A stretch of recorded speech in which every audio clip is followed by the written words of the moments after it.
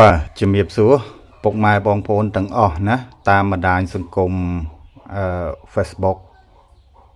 និង Facebook Page និងសង្គម YouTube ណាថ្ងៃនេះគឺបានវិលត្រឡប់មកជួបបងប្អូនសាជាថ្មីជាមួយខ្ញុំបាទនៅក្នុង Page លេខច្បាស់គ្រូច្បាស់អញ្ចឹង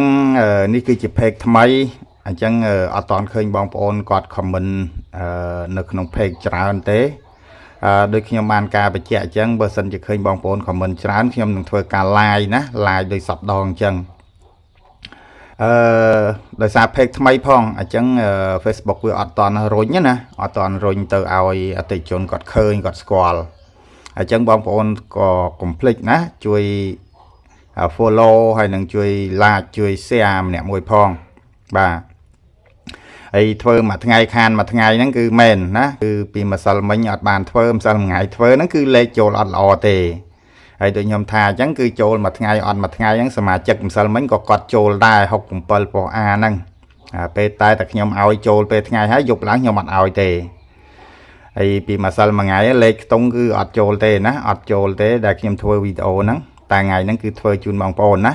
ហើយបងប្អូនដែលគាត់ទៅតែនឹងឃើញថ្មីក៏ដោយស្រឡាញ់ខ្ទង់ក៏យកខ្ទង់ទៅស្រឡាញ់លេខក្របក៏យកលេខក្របទៅណាហើយសម្រាប់ថាគិតថាជឿលើកូនកុមារទេពស្រឡាញ់លេខកូនកុមារទេពក៏ជ្រើសរើសយកទៅថ្ងៃនេះលេខកូនកុមារទេពគឺ033គាត់តែគ្រាន់តែលេខហ្នឹងវាបជ្រះអ្នកធ្វើវាបជ្រះធ្វើធូបណាបាទអញ្ចឹងឃើញលេខ3បជ្រះលេខ0បជ្រះអញ្ចឹងខ្ញុំបើបងប្អូនលេងណាគឺលេង033គាត់ទៅហើយសម្រាប់3លេខប្រហែលជាបងប្អូនមើលឃើញអត់ច្បាស់ទេអញ្ចឹងខ្ញុំសូមបញ្ជាក់លេខដំបងណាលេខដំបងគឺលេខ0លេខក្រោមគឺលេខ6លេខក្រោមទៀតគឺលេខ8អញ្ចឹង068បងប្អូនលេខ3លេខលេខ068គុណទៅណាព្រោះថាវាទឹកថ្នាំវាអត់សូវច្បាស់មើលឃើញអត់សូវច្បាស់អញ្ចឹង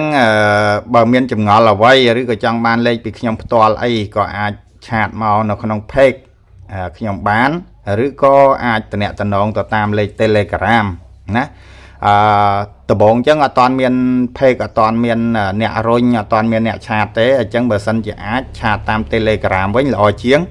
Telegram ខ្ញុំគឺ010547979ណាបើចង់បានលេខពីខ្ញុំផ្ទាល់អីឬក៏ចង់បានលេខដោយតិចក្របមានការវិភាគ